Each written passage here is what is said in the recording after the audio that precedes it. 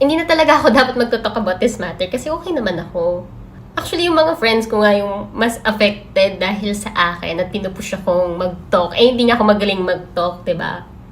Pero naintindihan ko naman and appreciate ko yung mga kaibigan kong may concern sa akin at saka yung mga supporters ko na pinagtatanggol nila ako sa social media. Kaya ito na, sige na. Ito na.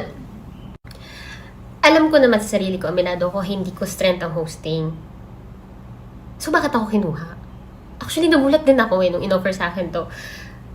Tapos, in-announce pa ako na ako yung mag-host. Ayan. Ganda pa ng smile ko dyan. Ang saya-saya ko pa dyan. Pinarepost pa sa akin tong picture na to. Yung unang-unang beses ko pa lang nalaman na may fan meeting si Soin Cook dito sa Manila, isa lang ang gusto ko.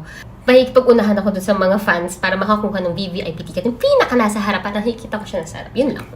As in, yun lang. Tsaka selfie, baka naman, yun lang yung plano ko. Tapos, same day ng selling ng tickets, dun sinabi sa akin na mag-host ako. Hindi agad ako nag-yes.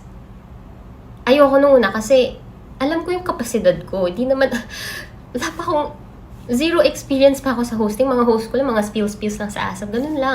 Alam ko magiging super challenging yun para sa akin. And then, chinika ko and humingi ako ng payo dun sa mga admins ng Soin Cook Fans Club. And then, sobrang natuwa sila. Gusto nila akong maging host kasi daw, marirepresent ko sila sa stage. Alam nila na wala akong experience sa hosting and dinadoubt ko yung sarili ko. Kaya sinasabi nila, huwag ka mag-alala, supportahan ka namin, kaming bahala sa'yo, cheer ka namin sa baba. Ganun sila ka-supportive. Doon ako napayes. May mga nagsasabi, lesson learned daw, di ko daw kasi binigay yung best ko, deserve ko lang yon. Tapos, dapat daw pag-rehearsals pa lang, ginagawa na yung 100%. Okay, pero 5 a.m. ako gumising. Call time ko 7 a.m. Nag-start yung rehearsal 8:30 a.m. Tapos, nakatatlong rehearsals. Sa tatlong rehearsals na yon, wala man lang isang taong nagsabi sa akin na, uy, kulang ka sa energy, uy, baka naman pwede kang mag-exert, pwede mong ibigay yung best mo, or walang ganun.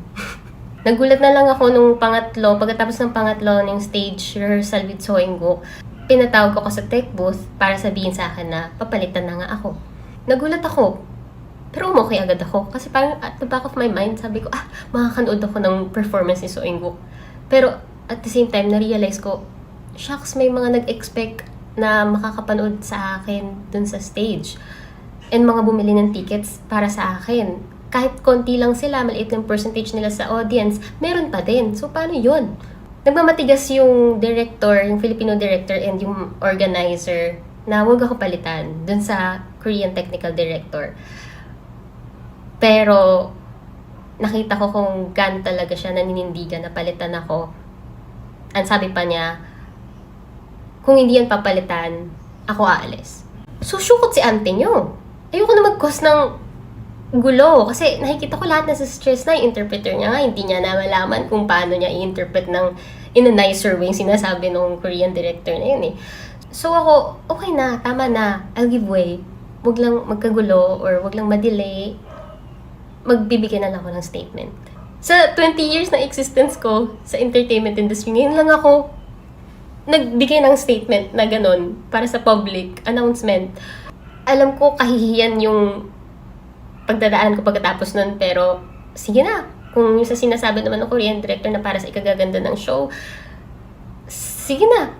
Feeling ko nga mas gusto ko pang mas maging maganda yung show kaysa sa producers eh. Kasi I'm not after the money. I'm not after business. Madali ko siyang natanggap kasi alam ko naman na hindi ko forte ang hosting. Kung siguro pinalitan ako sa acting, sa role na ganito, or sa singing, doon medyo more hurt ako. Pero yung sa hosting, hindi siya ganun ka big deal para sa akin. Mindset ko na lang na, okay, makapanood ako ng performance ni Soin Cook with my mom, with my best friends ko, and mag-enjoy kami together. Tapos may one-on-one interaction naman ako with Soin Cook. At saka pala yung one-on-one interaction ko with Soin Cook, siya yung nag-alok nun. Hindi dahil parang pampalubag loob sa akin organizer. Ay, hindi. Nung pagkapakilala ko pa lang sa kanya, ay, hello po, ako po, si Crystal, ako po yung host nyo. Ay, sabi niya, buti marunong ka mag-Korean.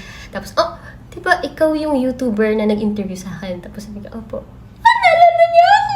So, kotang-kota naman yung ante niya sa backstage, diba? So, winner pa din.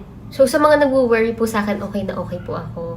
At doon naman sa mga ginagawa pa rin issue to, tigilan na natin. Oo, move on na tayo. May mga nangyari man na hindi maganda, pero tignan na lang natin yung brighter side.